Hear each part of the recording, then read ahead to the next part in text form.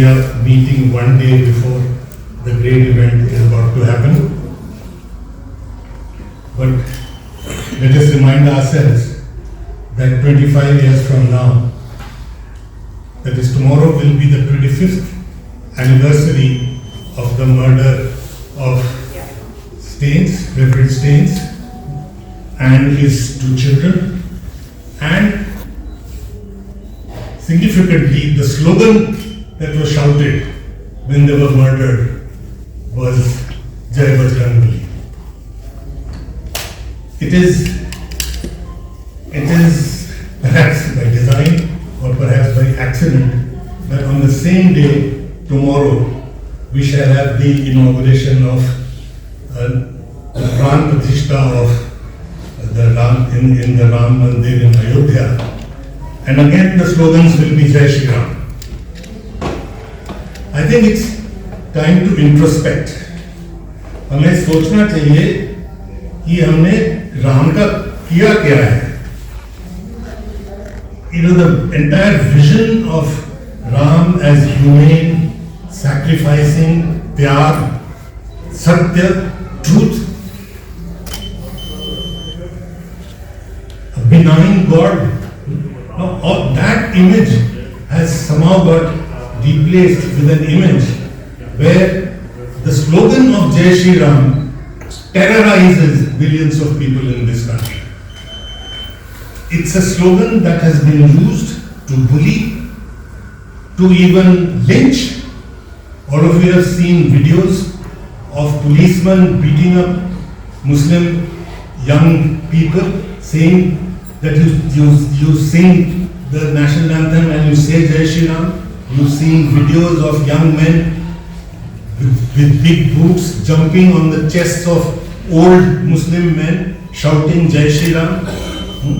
So what have we done with our religion? And why has it happened and how is it has happened? My contribution in this book was, as Bridula said, on what we can learn from Jawaharlal Nehru. So I'm not going to repeat what I said in that book. What I'll do is pick on some of the issues related to the immediate present, that is the communal challenge, and what Nehru had to say about it, and what did we do about it, and what cost we are paying for not paying attention to what not only Nehru but our entire liberation struggle had projected what India would be in the future. That what this vision of the freedom struggle, as is popularly called, was in fact the phrase was coined by Rabindranath Tagore, the idea of India. Now what has happened to this idea of India, and within that, the central element of that idea of India, from the late 19th century onwards, was that India would be a secular, inclusive democracy. Now what has happened to that? And before I even begin to talk about that, I want to underline the fact that it was not just Nehru or Gandhi.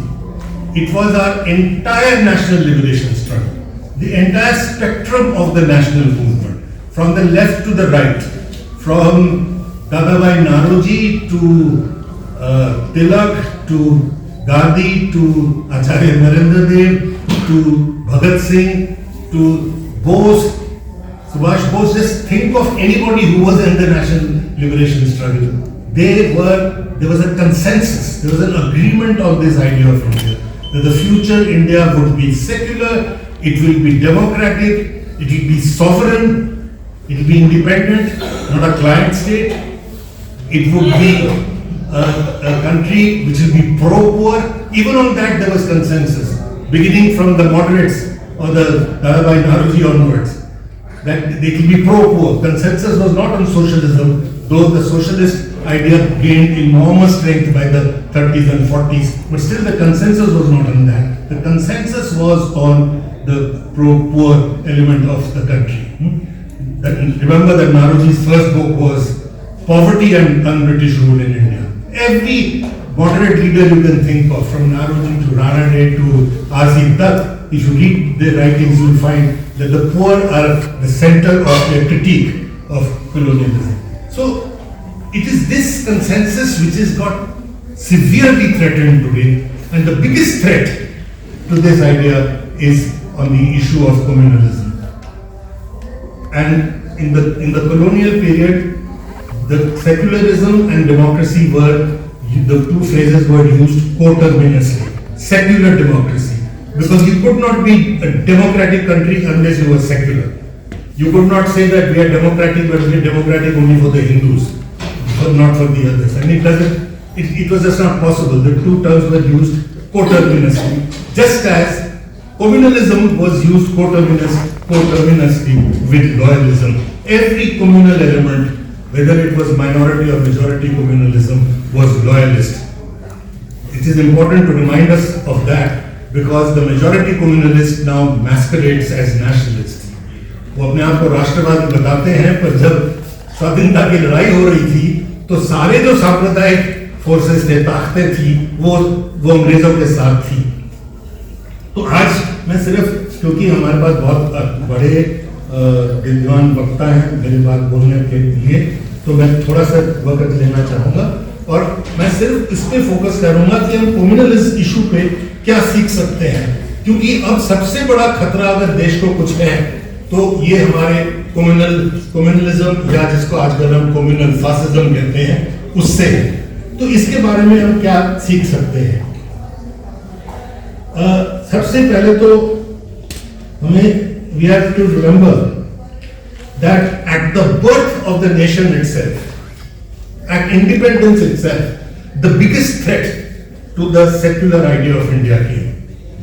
Because independence came with a Holocaust-like situation. Lakhs of people killed, millions made homeless, the communal temperature at its peak, and from 46 to 48, in these two periods, ending with the murder of the Mahatma, which was aimed at, as Jawaharlal Nehru said, aimed at creating a chaos and a situation where the RSS could capture state power. That is, it was an attempt to change the nature of the state from a secular state into a communal state. So it was at the very beginning the biggest threat. Now what did our nationalist leadership do? What can we learn from that? How is it that despite such high communal temperature at that time, within 3 years we have an election and we have a secular democratic India, we do not have the mirror image of Pakistan. We do not have a Hindu India versus a Muslim Pakistan. Now, how was that possible? It was possible because our entire nationalist leadership, led by Gandhi and Nehru, this was their finest hour. Both of them put their best foot forward at that time. That the manner in which they frontally took on this issue. This is the first lesson we need to learn. That communalism cannot be fought by sidestepping it, saying let's talk about price rise, let's talk about unemployment, let's talk about every other thing that is bothering us, but let us not talk about communalism because we may lose the majority vote. We may lose some Hindu support, we may lose some communalized support. Nehru and Gandhi write about it, that this is not the way to do it, and in practice do exactly the opposite. They take the issue by the bull by the horn, so to speak, and from the rooftops, risking their lives, they say that the issue now is that every Muslim must be protected. Gandhiji's last fast was that every Muslim life must be protected, their mosques must be rebuilt, they must be allowed to come back home. This is his last fast in Delhi. So that they're not hiding anything about it. They take it on frontally. So does Nehru, repeatedly jumping into communal riot situations, saying that you have to kill me first before you strike another person, and so on and so forth. And the result was dramatic. Not only that, what Nehru does is he converts the first general election, something to learn from. We don't fight elections anymore on this issue. The only election that we have fought in this country on the issue of communalism was the first general election, 1951, where Nehru made it almost like a referendum. That do we want a secular democratic India or do we want a mirror image of Pakistan? And the people of India voted overwhelmingly, despite the communal temperature, for a secular India. Only 6% of the votes went to the communalists. Hindu Mahasabha, Ram Rajya Parishad and all that put together. They got 10 seats out of 487 or so. So communalism was pushed back because by this direct attack on this. Now what else can be learned from this? I'll just, for shortage of time, in bullet points mention 4 or 5 elements that Nehru brings up. I do so because I believe that Nehru was the first, among the first to understand scientifically the issue, the whole phenomenon of communalism. At least a decade before W.C. Smith writes about it in 1946. So Nehru was very sharp on this, applied his mind to it, and I think we can learn a lot from it. So what else does he say, apart from the fact that he said that you need to fight it frontally? He says that in order to fight communalism, we must fight both minority and majority communalism. He wants that the response to one communalism cannot be the other communalism. If you do that, he says, I'm quoting him, one communalism does not end the other. Each feeds on the other and they both fatten. Now this is an important lesson. We have often not realized it, especially while dealing with minority communalism. In order to fight majority communalism, we are sometimes willing to at least soft pedal, if not actually collude with minority communalism. That is what enables majority communalism to grow even more, and Nehru had warned against it. Secondly, he says that not only, he says that both minority and majority communalism, not only do they feed on each other, they cooperate with each other. They cooperate with each other, even though they claim to be fighting each other. They actually cooperate with each other in order to keep the secular forces at bay. And he's talking about the situation, and we saw when Nehru is saying this, shortly after that we found the Muslim League and the Hindu Mahasabha actually joining hands to form governments. And their main opposition, their main attack was not the other. The main attack was on the secular forces, on the Indian National Congress. And the person they killed is not Jinnah, but Mahatma Gandhi. So one must remember that communal forces actually can combine with each other. So do not try to take advantage of one communalism to fight the other. Then he's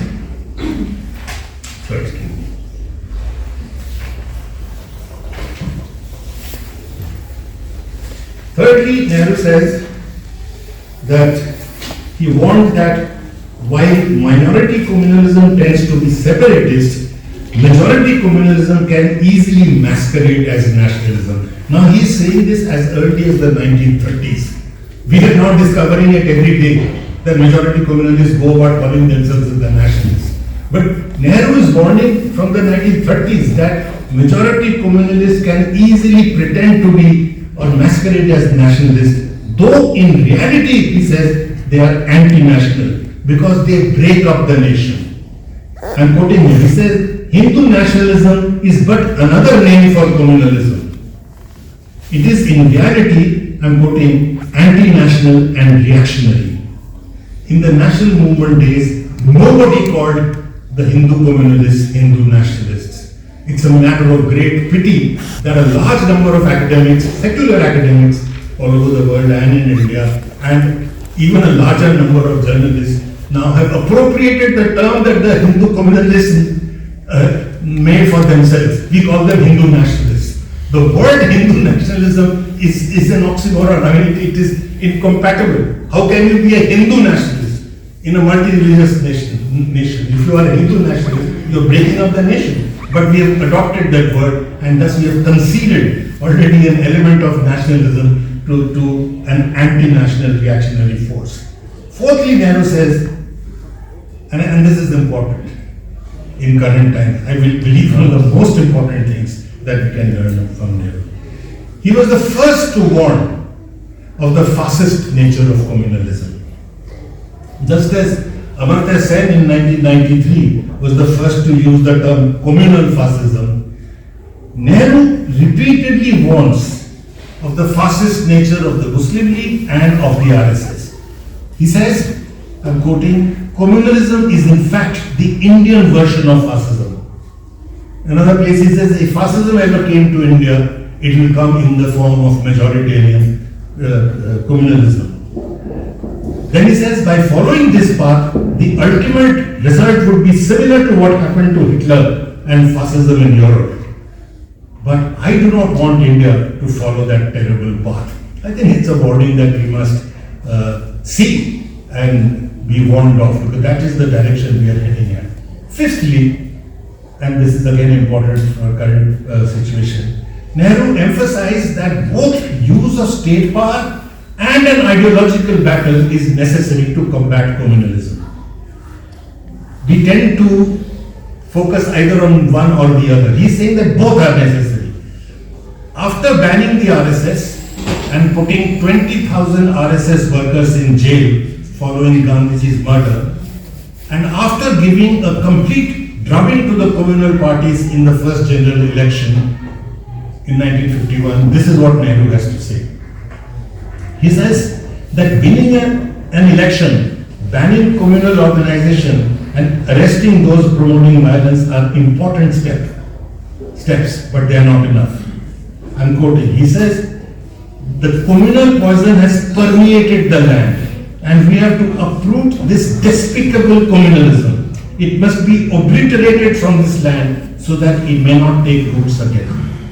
To achieve this, I'm quoting, he says, superior force of the state is necessary, but it is not enough. He said, those who are impelled by a faith in a cause, in today's terms, the bhakts, he says, those who are impelled by a faith in a cause can seldom be crushed by superior force. They can only be defeated by a higher idealism.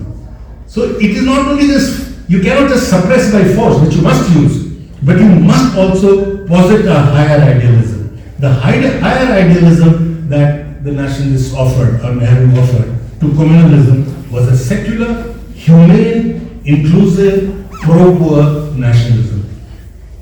In other words, the platform of nationalism has to be wrested back from the communal forces. It's a lesson that we need to learn, particularly among a section of the secular forces, which quite happily abandons nationalism, in fact critiques nationalism, and thus enables the right to occupy that space. The necessity of occupying this highly emotive and force in favor of the secular and the poor and the underprivileged cannot be overstressed. Lastly, while waging this ideological battle against communalism, Nehru says that though he was a great believer in civil liberties, under no circumstances would he want civil liberties to be curtailed, particularly the freedom of the press. Yet he says that communal propaganda, I'm quoting, spreading hatred through lies and rumors, creating enmity, should not be tolerated and must be suppressed with a heavy hand. In 1956, he proposed a law that the media, at that time the press, there was no visual media, which spread such hatred, and I'm quoting him again, and even made money out of it, should be dealt with strictly and punished. You can see how much we can learn from Nehru on this issue. The manner in which the media increases its TRP ratings on the basis of spreading hatred and with state patronage is legion in our country today. Despite all these early warnings, what we are witnessing in India is playing out of the fascist threat in each one of these aspects. Having acquired governmental power, the Hindu communalists find that India is still not a Hindu Rashtra. They have an absolute majority in the government, but India is still not a Hindu Rashtra. Now what is to be done? Therefore, the Hindu communal forces have decided that to change the character of the state, government power is not enough. They finally realized that. The nature of the state apparatuses have also to be changed. the police, the bureaucracy, the judiciary, the education system, all of them have to be communalized. And above all, the civil society at large also needs to be communalized and changed. Now this cannot be done unless you use force, power and suppress any effort at opposing the effort to change this. That is, suppress dissent in a massive manner. And this is what is happening in our country, because this transformation of the state into of the government vision into the nature of the state can only occur through the fascist route, and that is the direction in which we are headed. And we need to look back at our previous struggles against this to probably find ways out in the future on how we can fight against it. Thank you.